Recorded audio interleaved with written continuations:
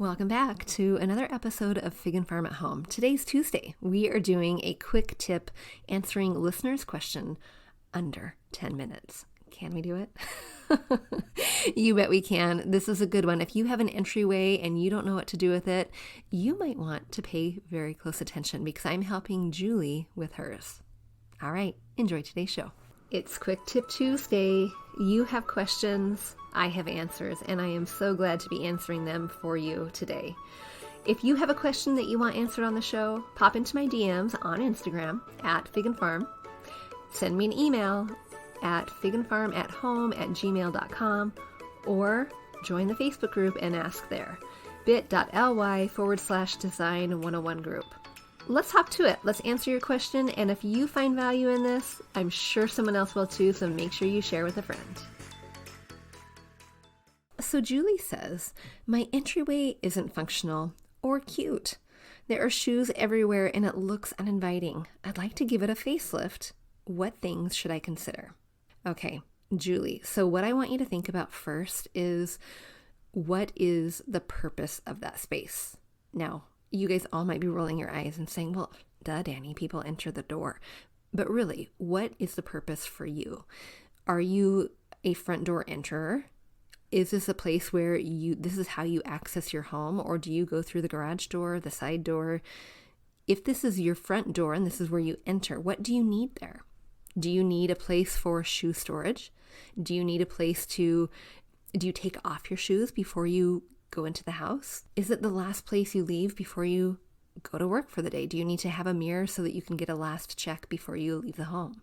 Thinking through what it is your home needs right there is really important. So I want you to get a piece of paper out and I want you to write down what your home needs in that space. Do you need shoe storage? Do you need a place to sit to put your shoes on? How much shoe storage do you need? Do you need that mirror? Yes or no? Do you need other hidden storage? Maybe you don't need shoe storage, but maybe you need a place for your keys to land or the bills to land when you come in from the mailbox. Maybe you need a spot to put your leash and some of the dog things. I know near Seattle, where I'm at, I need an umbrella or two. So I have a cute, long, tall vase that is actually supposed to be a planter, but I use it to hold my umbrellas. What is it that you need, Julie? All right, and then I want you to think about right now, and you're going to write this down too, what currently about your space is driving you absolutely bonkers. So now we know what we need, but now we also need to think about how it is not performing for us in the way we want to. And it is absolutely okay for you to put the pretty things as well as the functional things. So you mentioned that you have an overabundance of shoes. Put that on your list. It drives you crazy that there are so many shoes here. Put on the list too that whatever it is that isn't looking cute to you, what is it? Why doesn't it look cute? Do you have an old bench that you know clashes with the rest of the style of your home? Do you have a jankety old lamp that you know is too small sitting on your entryway table? What is it that you can identify that you already know is not cute and driving you bonkers? When you have those items listed down, I want you to then start brainstorming the fix for that. So for example, you mentioned your shoe storage and you need more. What could be the fix? Is it a shoe box? Is it a shoe bin underneath the bench? Do you want them hidden or are you okay with them being out? Is it something that you actually need to train your children or your husband or whoever you're sharing your home with that you can have one pair of shoes here, but the rest actually need to go into the garage or into your room? Thinking through those things will help you identify what it is you're going to do to your space.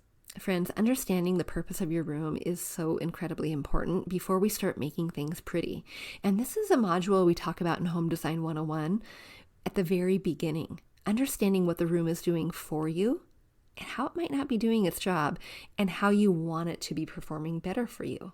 Because friends, you have homes that should be serving you, not you serving them. So if we have the wrong furniture in the wrong space, we can remediate that, but we won't know if we don't take that second to identify it. Hey friend, have you ever wanted to go refresh your home, gone to the home decor store, maybe you're at Target, and have been stuck in indecision for so long that the employees, the sweet employees in their red Target shirts, are now starting to bring you pillows, chairs, even snacks because they think you might be staying the night? Oh, friend, have you ever finally found that perfect piece that your home desperately needed, only to bring it home and think, that doesn't quite go, and then needed to return it the next week?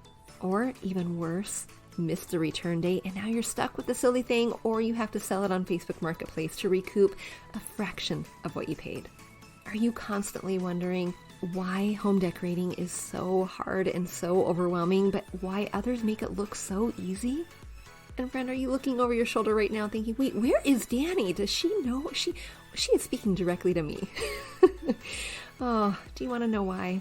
Because I was you. Not too long ago, I was thinking the exact same thing. Shopping was overwhelming. It wasn't fun. Even when we needed the things, not just wanted the things, it wasn't fun because it was so overwhelming. There are so many choices. When you want a throw pillow, why are there 50,000 throw pillows? Why? And how do you learn to recognize that those pillows are cute, but they don't belong in my home? And how is it that you can create a room that flows seamlessly room to room to room inside of your house without it looking janky? How do we do that? Friend, you have options. You can keep piecing together on your own, asking friends, listening to the podcast, looking at YouTube, finding the blogs, looking at HGTV. You can do all of that on your own. Or you can take Home Design 101. It was created for you in mind, not so that you could become a designer yourself, though wouldn't that be awesome? But so that you could learn how to create a home that you love, a home that you love coming home to, a home that reflects your style and tells your story. We talk about so many things inside of Home Design 101, from how to understand what your room needs, the purpose of the room, before we even begin to make it beautiful. We create an overall plan and the action steps that it takes in order to reach that plan. The color palette to create a cohesive home that flows seamlessly room to room. You learn to create a mood board so that you can see the pieces that you want to bring in and how they might mingle together without ever having to purchase anything first, bypassing that dreaded buy and return cycle that we are all so stuck on. You learn how to identify what your unique design style is so that you're not copying someone else's ideas off of Pinterest. You get support along the way with every other week live group coaching sessions inside of our Facebook community. Friend, it is all waiting for you, and it's been designed for you, a busy mama with a real home and a real budget. You can sign up today by coming to figandfarmathome.com/home-design-101. I'll see you in class. Okay, so Julie, you have identified the things that you want the room to do for you and the things that are driving you absolutely bonkers. Now I need to start making a plan for what to bring in. Now, hopefully you have identified your design aesthetic, your design style that you gravitate to over and over and over again. The metals, the wood tones, the colors, the shapes, the thin legs versus chunky legs, all of that. You've identified that so that now you know which things to choose when it's time to shop. And if you don't, Julie, you can get help with that inside of Home Design 101. Now, a couple things I want you to think about. Think about what kind of rug you have in your entryway. Do you have a rug? Do you need a rug? I always have a rug on the outside of my door so that the people who are coming in can wipe their feet there rather than inside of the hallway. What kind of rug do you need? Do you have space for a wider, shorter one, or do you need a runner? Do you live in an environment that is constantly wet and messy and yucky? Are you constantly bringing in pine needles, leaves, or sand? Think about what you need your rug to do for you, and then I want you to think about where you're going to purchase the rug that's going to be best for your needs. So for example, that entryway rug for me is always a let's shop one that is going to be washable, because those get quite nasty. We take our shoes off in our own home, but we bring them in, and I am still training my children, even though they know that they need to wipe their feet outside of the door, they don't always do it. And it happens inside. So I want to make sure that I have a rug that is washable. More and more rug stores have these, but one of my favorites, one of the ones that is the longest standing washable rugs, is Ruggable. I don't get paid to tell you this, but it is one that I've had experience with and I absolutely love. And then Julie, as you're thinking about, do you want a bench with a mirror, or maybe you want a entryway table with a mirror? Do you need your entryway table to have storage, like cupboards, where it's closed storage, or do you need it to be open? Think about your shoe storage. Where is that shoe storage going to be? And can it be tucked away out of sight a little bit? Or does it need to be in that entryway table? Mine happens to be in my entryway table. I have 4 cupboards, and 2 of those are my shoe storage and my husband's shoe storage. The other 2 cupboards happen to have places for extra supplies that are needed in the entryway.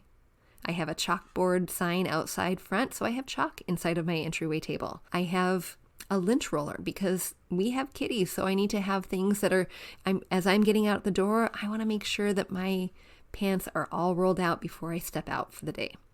I have a little extra chapstick because, yep, I need that too before I go. Key storage, if it's functional, it lands right there. But I like to hide it. I don't necessarily like to have everything I need out on a surface. So Julie, be thinking about those things for you. What is more practical for your family? A bench, and how can you style it? Can you put a couple pillows on and then have a mirror that's a little bit lower hung so that you can see yourself? Making sure though that you can see most of your body. So make sure that placement is just right. Your eye level about midway in that mirror. And then your entryway table, that presents a whole different opportunity. You can have a table lamp that kind of greets you nicely when you come home. You can leave that little table lamp on the entryway table as a nightlight as you're coming in and out, maybe after going out for the evening. A cute little wooden bowl for keys, maybe even a basket for the mail. What are the things that you need and how can you style it?